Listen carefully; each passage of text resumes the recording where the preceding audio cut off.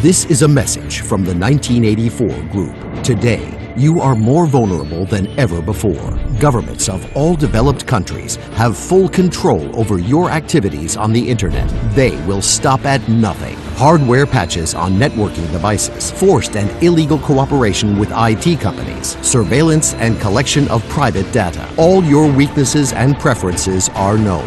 Your emails, instant messages, social networks, phone calls, your movements and precise locations are all known. Everything is recorded, stored and analyzed so that large corporations can continue to earn billions of dollars by monetizing your preferences. And the ruling class can remain capable of destroying anyone who does not seem trustworthy. There are gigabytes of dirt stored on you. There's something juicy about everyone. Secret exchanges with your lover, hot photos and videos from private chat rooms, careless statements in personal messages. None of us are saints, but now all of your activities are being documented. Would you be happy if all your secret searches suddenly became known to the public? But the internet seemed so convenient and secure in the beginning, didn't it? It's time to cast off your chains. Now, you are able to regain your fight for freedom and security on the web with Utopia, a decentralized